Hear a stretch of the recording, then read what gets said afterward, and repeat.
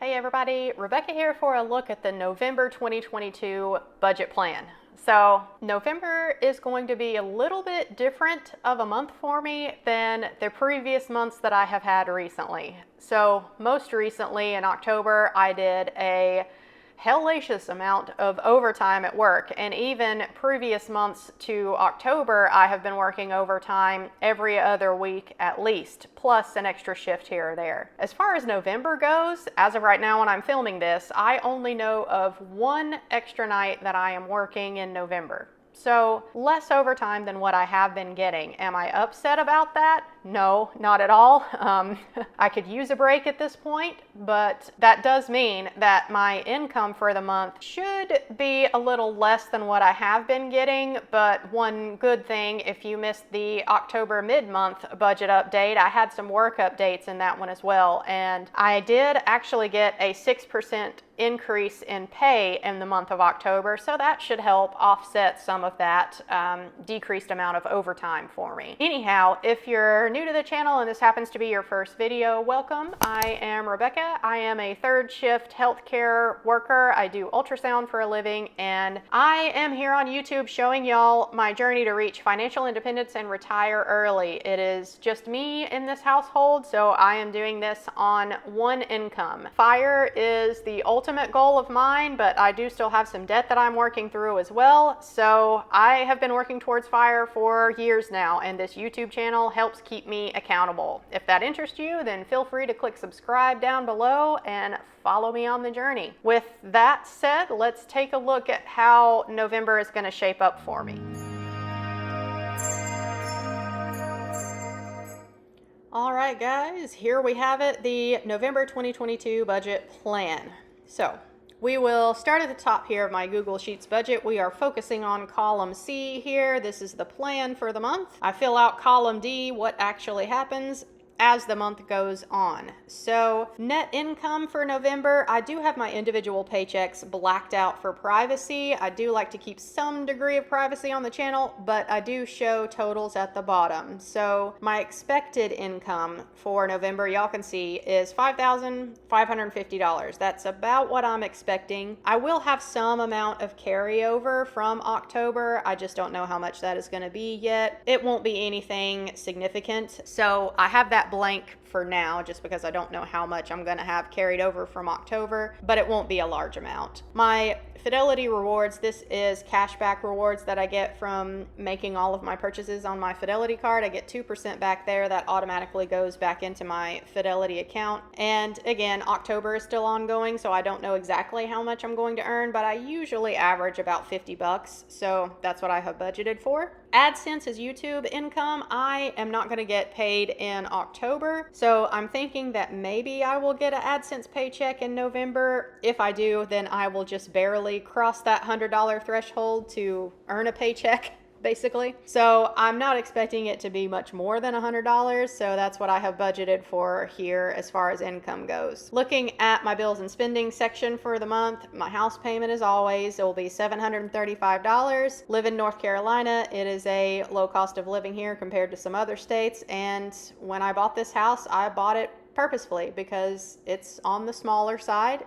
It's perfect for me, but the cost is low here. So that can only help as far as the FIRE journey goes. My utilities here, electricity, trash, water, sewer, all of that. I'm budgeting $125 here. It may even be a little bit lower than that because the weather here lately has been really nice and I have not had my HVAC system on at all. So hopefully it'll come under this. We'll see. Groceries and household, food, all of that is $600 is what I budget every month. Gonna try my best to stick with that. We will see how it goes. If I blow anything in the budget, it's usually this category right here. Y'all know. Internet should be $55.21. Gas for my car, I'm budgeting $200. I could probably knock that down a little bit.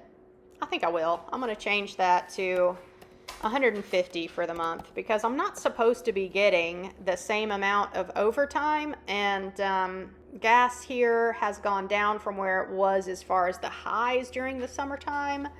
So yeah, I think I'll be okay cutting that down to $150, which means paying my mom back the money I owe her, I should be able to bump this up to $2,700. So let's do that. That is the main goal that I'm working on right now. My mom was gracious enough to let me borrow $15,000 to finish some home renovation projects around here, and I'm in the process of paying her back. If y'all are new here, that is my main financial goal that I'm working on right now. Bjorn Vet here. This is the last that I should have for him as far as veterinary expenses go for a while. This is his last kitten visit, plus he's going to get neutered in November. So he should be set to go for another year after this. I'm budgeting $500 for that. Hopefully I'll come in under budget though. We'll see. Salon, this is where I go to get my electrolysis hair removal appointments. I'm budgeting to go a couple times in November, and it's $80 every time I go. So that is $160 there. My total for the month as far as what I'm expecting to spend is just over $5,000 for the month. My only non-mortgage debt that I have besides paying my mom back is my car payment, and that is $500 a month there. My car interest rate is at 1.98%. It's not very high, so I am not focused on paying it aggressively at the moment. I will pay it off aggressively at some point in the future whenever the stock market recovers, so who knows when that will be, right? It's been nothing but a bloodbath so far this year. So $500 there, and I owe about $26,500 on my car. So yeah, that's where we're at as far as that goes. Moving down into the fire and investing portion of the budget, this is something that I only show my channel members of the Fire Fam. I just don't feel comfortable sharing my real numbers anymore publicly on the channel. But when I do my budget reviews every single month, y'all do see what my savings rate is every single month, and also you'll see my percentage progress towards my fire number. So and this is actually an old number from 2021, so y'all don't pay attention to this. I will update my portfolio when I get to November, and this number will update. So I'm not at 15% of the way to my fire number. Looking at the totals at the bottom here, y'all can see that if everything goes exactly according to plan, I should have about 25 bucks left over at the end of the month. Things never do go exactly according to plan though, so that's why it's good to have a little bit of flexibility in your budget if you're able to. Just for curiosity's sake, I'm going to copy and paste everything from the planned over into the actual column so that we can see what my savings rate would be if everything went exactly according to plan. Okay, so savings rate for the month would be just under 25%. That's not terrible. It could be higher. The reason it is not is because I am focused right now on paying my mom back the money that I owe her.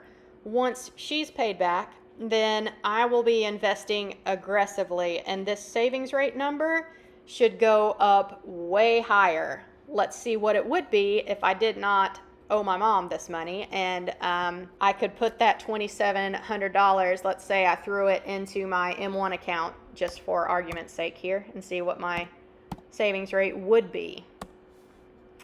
Yeah, that's a lot better. And again, if I did not have my car payment, let's see what my savings rate would be if I could also throw that $500 into one of my investing accounts here. So $500 in my Roth IRA, let's say. That's what I'm talking about right there. This is what I am excited to see when I get to the point of being totally debt-free. No car payment anymore. A 75% savings rate every month would be awesome. And it would be even higher than that on a normal month when I don't have veterinary expenses, let's say. So let's say I did not have veterinary expenses and I was able to throw that into another investing account, $500. Damn. An over 80% savings rate every month.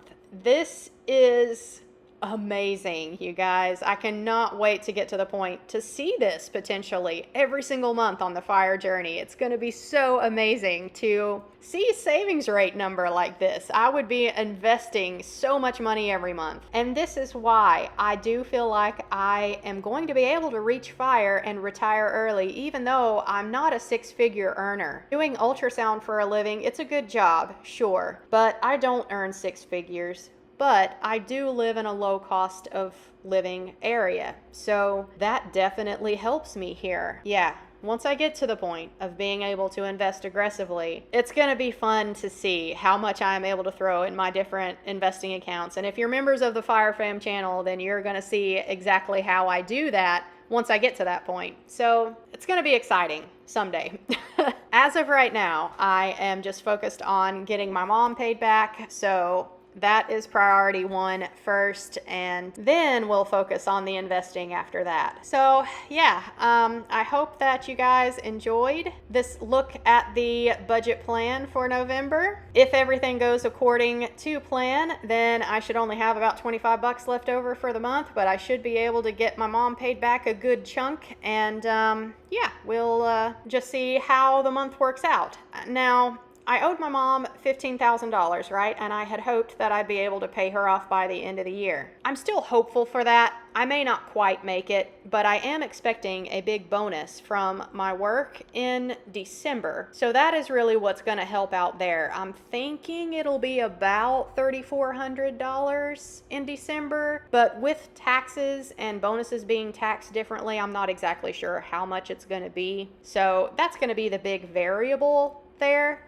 But if I'm not quite able to get my mom paid back the entire $15,000 in 2022, I should have her paid back very quickly in 2023, and then I can focus on my investing, right? So yeah, that covers it for the budget plan for November. I have rambled enough at you guys. I hope that you enjoyed this one. Leave me a like if you appreciate the transparency down below, and I'll see y'all in my next video. Thanks, guys. Bye.